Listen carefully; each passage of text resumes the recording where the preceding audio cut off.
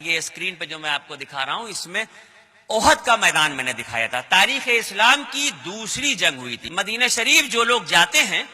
وہ جب زیارت کے لیے نکلتے ہیں، دیکھیے احد کا پہاڑ میں نے دو طرح سے آپ کو دکھایا ہے۔ ایک تو صرف میں نے پہاڑ دکھایا ہے جس جگہ پر جنگ ہوئی تھی۔ جب آپ زیارتوں کے لیے نکلتے ہیں اور ڈرائیور گاڑی والا آپ کو لے کے جاتا ہے تو وہ یہاں پہنچنے کے بعد کہتا ہے کہ یہ میدان احد ہے، یہاں پر 72 صحابہ اکرام تاریخ اسلام کی دوسری جنگ میں شہید ہوئے تھے، فاتحہ پڑھ کے چلے آئیے۔ جن کو یاد ہے وہ ہاتھ اٹھا کے پڑھ دیتے ہیں، جنہیں نہیں یاد ہے وہ رسمن ادا کرنے کے لیے ایسے کھڑے ہوتے ہیں۔ لیکن چند لمحوں کے بعد جب وہ اس جگہ سے واپس گھومتے ہیں تو مختلف قسم کی دکانیں لگی ہیں، کوئی اجوا کھجور کا ریٹ پوچھنے لگتا ہے، کوئی ٹوپی کا ریٹ پوچھتا ہے، کوئی تسبیح کا ریٹ پوچھتا ہے۔ میں کہتا ہوں دنیا پڑی ہوئی ہے خریداری کرنے کے لیے،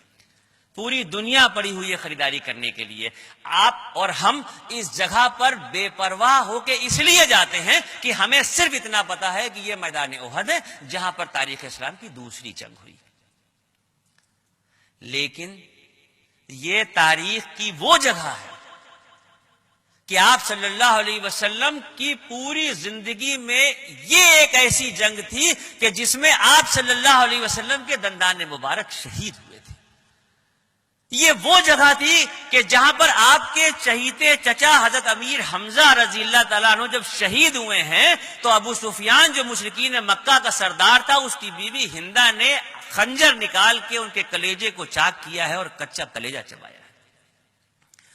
یہاں کا لڑائی کا وہ، یہاں پر ایک بہت اہم بات آپ کو بتا دوں، یہ جو آپ سامنے پہاڑ دیکھ رہے ہیں، احد کا پہاڑ دیکھ رہے ہیں، احد کے پہاڑ کے سامنے ایک چھوٹا سا پہاڑ ہے۔ 94 میں جب میں پہلی بار گیا تھا تب تو وہ واقعی بڑا تھا، تو تھوڑا ریتیلا پہاڑ ہے، لوگوں نے چڑھ چڑھ کے اس کو ختم کر دیا، وہ آدھا رہ گیا ہے۔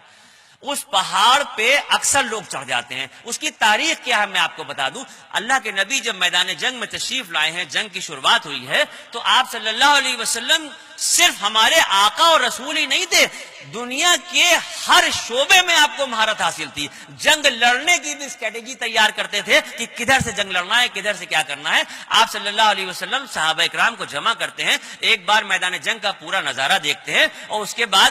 ایک صحابی جن سے کہتے ہیں کہ اپنے ساتھ 50 تیر اندازوں کو لے کے اس پہاڑی پہ کھڑے ہو جاؤ۔ یہ واقعہ بتانا ضروری اس لیے ہے کہ 50 تیر اندازوں کے ساتھ صحابہ اکرام کو ایک پہاڑی پہ کھڑا کیا جاتا ہے، اور اللہ کے نبی ارشاد فرماتے ہیں کہ سنو غور سے، دوران جنگ جب نیچے جنگ ہو رہی ہوگی، ہم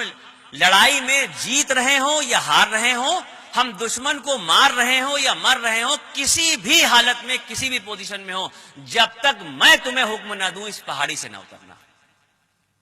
اللہ کے نبی فرماتے ہیں کہ جب تک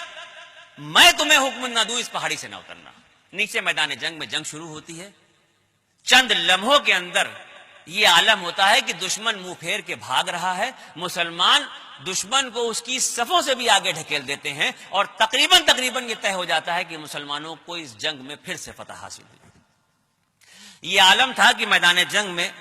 تمام کے تمام صحابی جو لڑ رہے تھے، کچھ ایک طرف بیٹھے تھے، کچھ ایک طرف بات کر رہے تھے، کچھ اللہ کے نبی کے ساتھ تھے،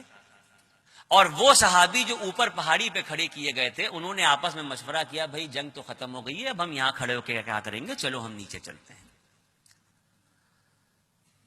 ان میں سے 2 یا 3 صحابی ایسے تھے جنہوں نے کہا کہ اللہ کے نبی کا حکم تھا کہ جب تک میں تمہیں نہ کہوں یہاں سے نہ اترنا، لہذا ہم اس پہاڑ سے نیچے نہیں اتریں گے۔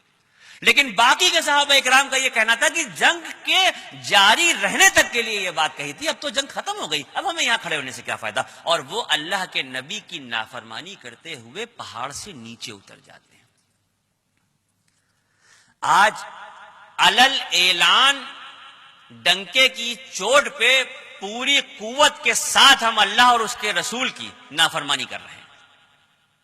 لیکن نہ جانے کیسا نبی کا صدقہ ہے کہ آفت ناگہانی سے بچے ہوئے ہیں۔ وہاں پر صحابہ اکرام جو بخشے بخشائے تھے وہ اتنی سی صرف نافرمانی کرتے ہیں کہ بغیر اجازت کے اس پہاڑ سے نیچے اتر آتے ہیں، اور خالد بن ولید جو اس وقت تک ایمان نہیں لائے تھے، اور ابو جہل کا بیٹا اکرمہ اور خالد بن ولید اس موقع کا فائدہ اٹھاتے ہیں اور 200 سواروں کا لشکر لے کے پیچھے سے حملہ کرتے ہیں مسلمانوں پہ،